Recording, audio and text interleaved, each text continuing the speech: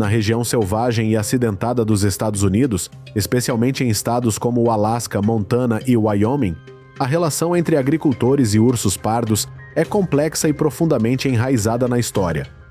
Os ursos pardos, também conhecidos como ursos pardos, são onívoros poderosos, cuja dieta inclui de tudo, desde vegetais e peixes até gado. Quando um urso entra numa quinta, pode causar grandes danos, matando animais, destruindo colheitas e até constituindo uma ameaça direta à vida humana. Para os agricultores, especialmente os que vivem em regiões remotas, a presença de um urso pardo pode levar a perdas econômicas significativas. Consequentemente, a caça ao urso, especialmente durante épocas específicas, torna-se necessária para aqueles que devem proteger os seus meios de subsistência. Juntar ursos pardos não é uma tarefa simples. Requer uma preparação meticulosa e uma compreensão profunda do comportamento e habitat do urso. Os agricultores que caçam ursos normalmente o fazem durante as temporadas de caça regulamentadas, que são determinadas pelas agências estaduais de vida selvagem para garantir que a população permaneça sustentável. Estas estações coincidem frequentemente com épocas em que os ursos estão mais ativos, especialmente no outono, quando se preparam para a hibernação. Antes de iniciarem uma caçada, os agricultores devem adquirir as licenças adequadas e garantir que possuem as espingardas de alto calibre necessárias para abater um animal tão grande e poderoso. Rastrear um urso pardo requer habilidade e paciência. Agricultores e caçadores costumam passar horas ou até dias explorando a paisagem em busca de sinais de atividade de ursos. Isso pode incluir pegadas, fezes e até marcações em árvores, que costumam arranhar para marcar seu território. Em alguns casos, os caçadores utilizam cães treinados especificamente para rastrear ursos. Embora esta prática seja mais comum em regiões onde a caça ao urso é uma atividade tradicional. Assim que um urso for localizado, o próximo passo é abordá-lo com cautela. Os ursos pardos têm um olfato incrível e estão altamente alertas ao perigo. Os caçadores devem usar o vento a seu favor, ficando na direção do vento para evitar a detecção. Esta parte da caça exige extrema cautela, pois um urso agitado pode ser extremamente perigoso. Quando chega o momento de chutar, a precisão é crucial. Agricultores e caçadores são treinados para mirar em áreas vitais, como o coração ou os pulmões, para garantir uma matança rápida e humana. Um tiro mal dado pode causar um urso ferido, o que pode se tornar ainda mais perigoso. Por esta razão, muitos caçadores preferem atirar à distância onde tenham uma linha de visão desimpedida e uma posição estável. Depois que o urso cai, o processo de recuperação começa. Isso geralmente envolve um esforço de equipe, já que os ursos pardos podem pesar várias centenas de quilos. A carne do urso é frequentemente doada ou consumida pelos caçadores, e a pele é normalmente usada para diversos fins.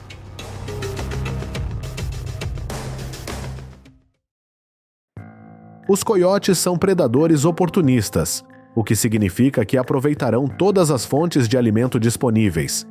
Para os agricultores, isto significa muitas vezes perdas de gado. Um único coiote pode matar vários animais numa noite, causando danos econômicos significativos. Em algumas regiões, a população de coiotes explodiu devido à sua adaptabilidade, tornando as medidas de controlo ainda mais críticas. Ao contrário dos ursos, que são geralmente solitários e territoriais, os coiotes caçam frequentemente em pares ou pequenos grupos, aumentando a sua eficácia como predadores. Eles também são conhecidos por suas altas taxas reprodutivas, o que pode tornar o controle de seu número um desafio contínuo. A caça ao coiote requer um planejamento cuidadoso e uma compreensão completa do comportamento do animal. Os agricultores muitas vezes começam estudando os padrões de atividade dos coiotes em suas terras. Isso pode envolver o monitoramento de rastros, fezes e outros sinais que indicam a presença de coiotes. Em alguns casos, os agricultores instalam câmeras nas trilhas para capturar imagens dos animais e determinar os melhores horários e locais para caçar. O equipamento usado para caçar coiotes é normalmente semelhante ao usado para outros predadores de médio porte, Rifles de alta potência são a escolha mais comum, embora espingardas também sejam usadas, principalmente em áreas com cobertura densa. Além disso, os caçadores costumam usar chamadores eletrônicos que imitam os sons de outros coiotes ou presas em perigo, como um coelho, por exemplo, para atrair rapidamente um coiote curioso ou faminto. Os caçadores normalmente colocam o dispositivo longe de sua posição e usam um controle remoto para ligá-lo e desligá-lo, afastando o coiote de seu cheiro. Esses dispositivos podem ser altamente eficazes para atrair coiotes para o alcance. A caça ao coiote geralmente ocorre no início da manhã ou no final da noite, quando os animais estão mais ativos. Os agricultores podem se posicionar em áreas onde os coiotes viajam, como perto de currais ou em campos de milho. A camuflagem é crucial, pois os coiotes têm sentidos aguçados e são rápidos em detectar qualquer coisa fora do comum. Paciência é fundamental, pois pode levar algum tempo para um coiote responder ao chamado e se aproximar do alcance de tiro. Assim que um coiote é avistado, o caçador deve agir com rapidez, mas com cuidado. Os coiotes são rápidos e ágeis, capazes de fugir ao menor sinal de perigo. Um tiro bem colocado é essencial para garantir uma morte limpa e humana. Os caçadores visam que a área do peito atinja o coração e os pulmões, minimizando o risco de apenas ferir o animal. Após a caça, a carcaça do coiote costuma ser usada de várias maneiras. Em algumas regiões, a pele é muito valorizada e pode ser vendida ou comercializada. A população de coiotes também é monitorada por agências de vida selvagem e, em muitas áreas, a caça é incentivada como forma de controlar o número e proteger o gado.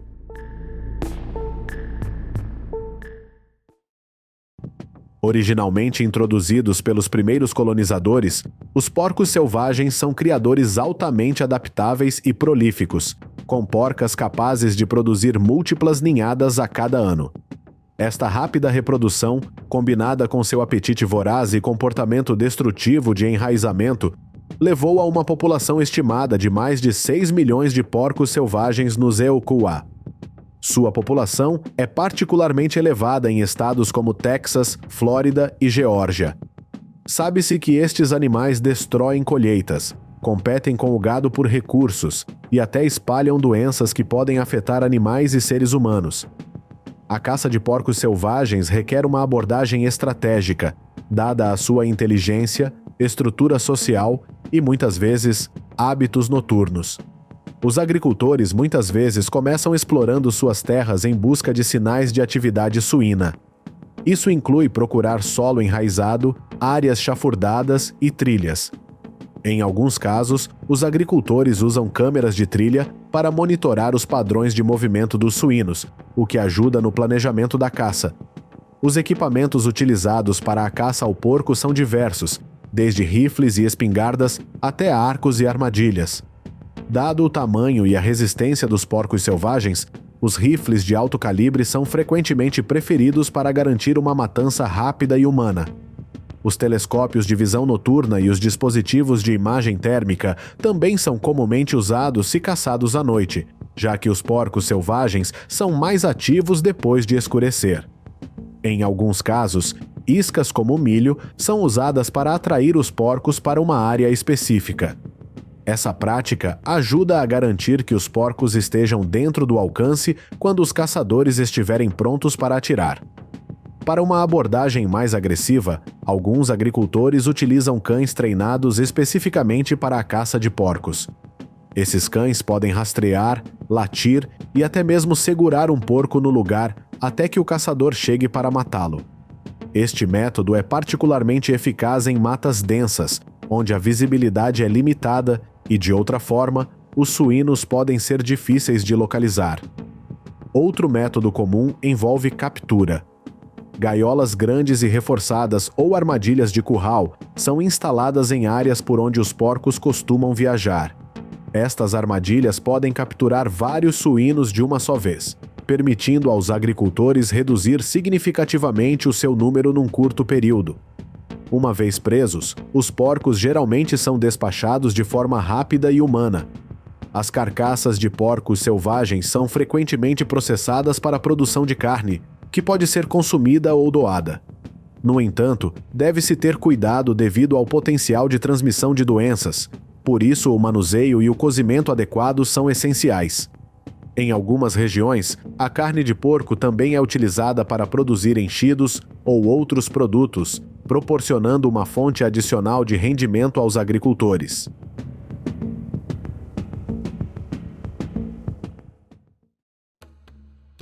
Nas pradarias da América ocorrem frequentemente guerras como esta. Nas copas das árvores próximas, predadores oportunistas viram de tudo. Em vez de atacarem animais vivos, eles lutarão por cadáveres. Mas a guerra foi igualmente brutal. Saindo da natureza selvagem, seguindo em direção às fazendas, o gado é rapidamente alvo de abutres em vez de animais selvagens. E é assim que milhões de abutres afetam a agricultura americana. Os abutres há muito são considerados um incômodo no sul dos Estados Unidos. Abutres aparecem por toda parte, na varanda, no telhado. E eles estão prontos para destruir limpadores de para-brisa dos carros da região. Ocasionalmente, os abutres criam colisões no ar. E à medida que aumentam os confrontos agrícolas, alguns criadores ficam desesperados e procuram ajuda. Os abutres apresentam comportamentos complexos e podem se adaptar a qualquer paisagem dominada pelo homem. Apresentam muitas vantagens sobre as espécies invasoras no terreno, expandindo facilmente a sua distribuição, contribuindo para aumentar os conflitos entre humanos e abutres. O ecossistema diversificado e a capacidade de se moverem em grandes altitudes ajudam os abutres a responder às mudanças na disponibilidade de recursos essenciais, como alimentos e condições de habitat. Para esses predadores oportunistas, a alimentação em ambientes terrestres ou aquáticos é possível para os abutres. Eles costumam caçar suas presas em terreno aberto, pairando cerca de 60 metros acima do solo. Embora o abutre normalmente migre, ele pode permanecer durante invernos amenos. Os abutres normalmente vivem em planícies abertas, desertos ou florestas. Grupos de até 70 pássaros ou mais podem empoleirar-se nas árvores e partir quando o ar mais quente torna mais fácil para eles voarem. Na Espanha, estima-se que os abutres possam remover até 200 toneladas de ossos e mais de 8.300 toneladas de carne podre por ano. O rápido consumo de carcaças de gado reduzirá significativamente as emissões de gases com efeito de estufa. Além disso, também economiza custos de coleta e transporte de carcaças de gado até a planta de processamento.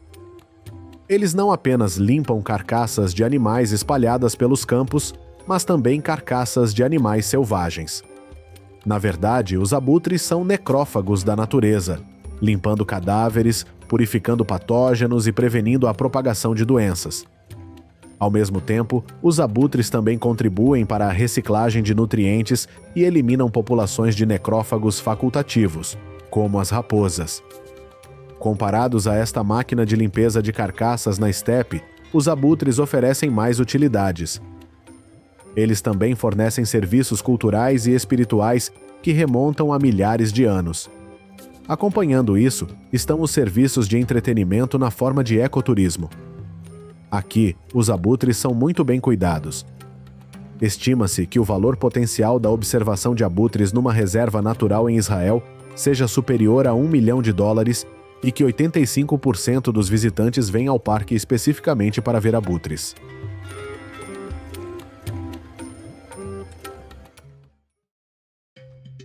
Independentemente de serem ambientes artificiais ou naturais, não podemos negar os efeitos positivos dos abutres no ecossistema. No entanto, as populações de abutres ainda causam alguns danos à agricultura e à vida do povo americano. Ao contrário de seu primo ruivo, o urubu, que só come animais mortos. Os abutres negros são aves agressivas que às vezes matam outros animais para se alimentar. Os ataques de abutres negros muitas vezes têm como alvo animais jovens ou animais que estão dando à luz e não podem revidar. 2 homens tentaram arrancar o corpo do bezerro do corpo da mãe vaca. Seu corpo se contorceu de dor e esperou pela morte. Os abutres negros estão presentes o ano todo em Kentucky. No entanto, eles são migratórios da América do Sul para o Canadá, razão pela qual os números tendem a aumentar em Kentucky no outono e no inverno, à medida que as aves do norte se deslocam para o sul. Eles são abutres de tamanho médio, medindo de 23 a 27 polegadas de altura, com asas abertas por mais de 1,5 metro e pesando cerca de 3,5 a 5 libras. Como os abutres são capazes de localizar e consumir carcaças rapidamente, eles têm uma vantagem competitiva sobre os carnívoros terrestres. Cada ninhada de abutres geralmente põe 2 ovos e os ovos são incubados por 28 a 40 dias. O jovem abutre desenvolverá as asas em 9 a 10 semanas e deixará o ninho após 60 a 80 dias. Neste momento, eles estão saudáveis e conhecem todas as habilidades de caça.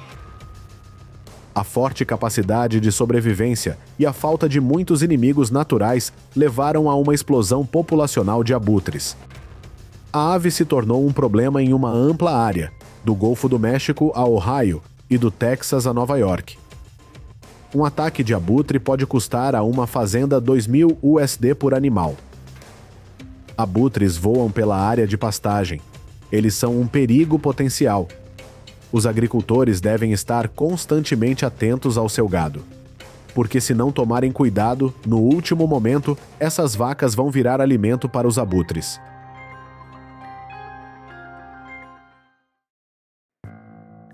Os agricultores americanos não caçam abutres porque este predador é protegido por lei. Como aves migratórias, os abutres negros são protegidos pelo governo federal, pela lei do Tratado de Aves Migratórias e pelos regulamentos de cada estado. Isto significa que, sem licença, os agricultores americanos não estão autorizados a caçar abutres. Em vez disso, utilizam muitas outras medidas. Os agricultores podem pegar um abutre e trazê-lo na frente de todo o rebanho para assustar os demais. Ou use um manequim, os abutres certamente não gostam disso.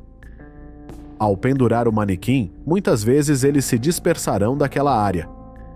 Os agricultores costumam usar efígies ao redor de suas casas e áreas de pastagem. Se retornarem após alguns dias, repetem o processo.